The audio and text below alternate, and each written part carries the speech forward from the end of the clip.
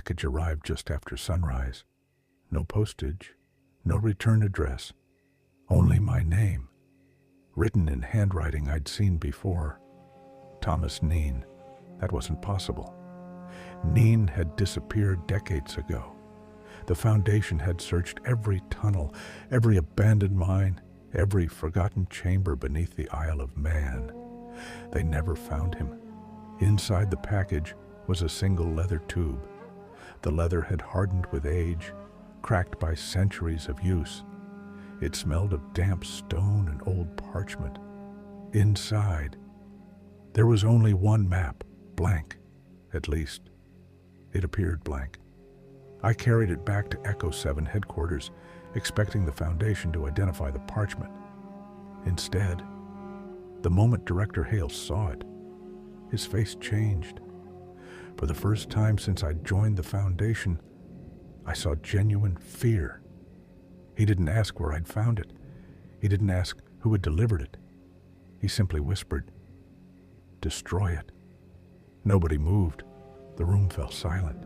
Then every monitor inside the operations center suddenly went black. A single message appeared. "Do not follow the map." No signature, no explanation. Just those 5 words. I looked back down at the parchment.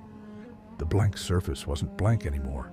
Fine black lines were slowly spreading across it, not being drawn, appearing, like ink soaking through the paper from somewhere beneath.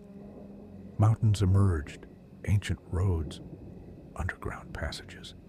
Then, one location circled itself, South Barruel, except not the South Barruel I knew. The mountain was wrong. Its valleys were different. Entire ridges existed that had never appeared on any survey. It wasn't showing the Isle of Man. It was showing another version of it. Director Hale ordered the room evacuated. The Foundation sealed the archive. He looked directly at me. "Mercer, whatever that map shows, you do not follow it." I'd spent years learning one thing about the Foundation. Whenever they told me not to investigate something, that was exactly where the truth was hiding. That night, I left alone. The map guided me across familiar roads until they became unfamiliar. Stone walls stood where no walls should exist. Old footpaths appeared between trees that hadn't been there earlier that day. My scar began to burn, not the sharp pain I'd felt near fractures before. This was different.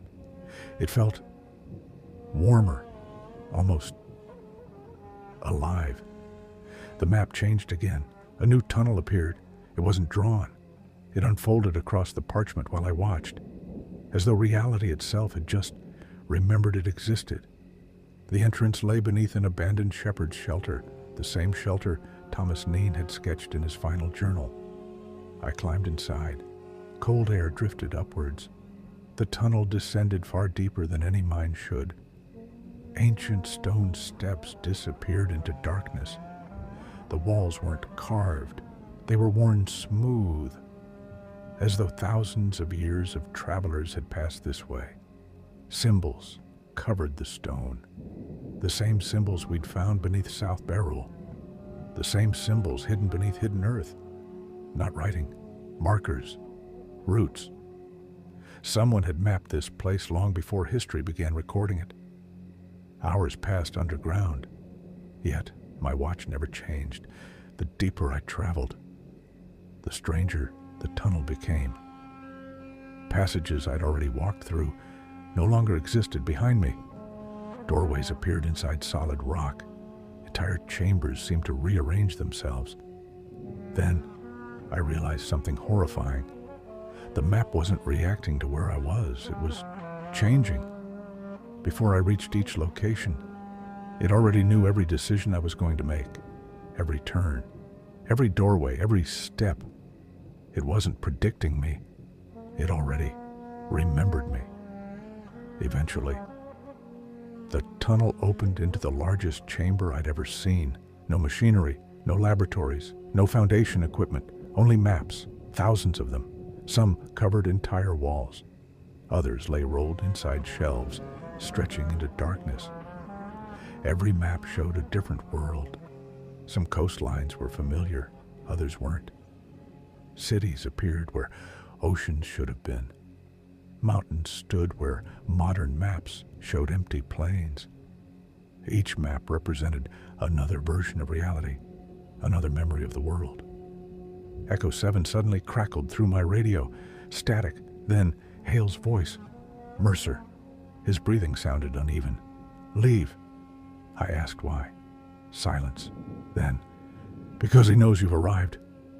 He, not they. He. The chamber became completely silent. A single candle flickered somewhere beyond the shelves. One map slowly rolled itself closed. Another quietly opened. Fresh black ink began spreading across the parchment. No hands touched it. No wind disturbed it. Only the sound of paper moving. I followed it. Beyond the shelves sat the figure. A black hood concealed every feature.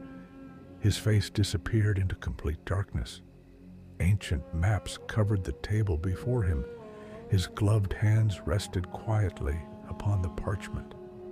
He never looked towards me. He simply continued drawing. One thin, black line. Nothing more. The instant his pen touched the page, pain exploded through my scar. The tunnel behind me groaned. Stone shifted. I turned. The passage I'd entered through was gone, replaced by solid rock. When I looked back, the cartographer still hadn't acknowledged me. Finally, I found my voice. You're making the maps. His hand stopped. For several long seconds, nothing happened. Then, without raising his head, he spoke. His voice sounded older than language itself. No. Silence filled the chamber. The candle flame barely moved.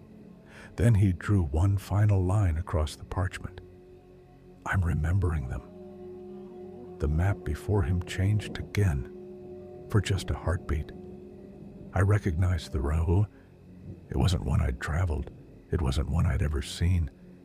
It was the path home, a path that no longer existed. And in that moment, I finally understood. The cartographer wasn't recording the future. He wasn't creating new worlds. He was preserving the memory of the world before it fractured, before history forgot. Somewhere beyond those endless shelves, every lost place still existed, waiting to be remembered.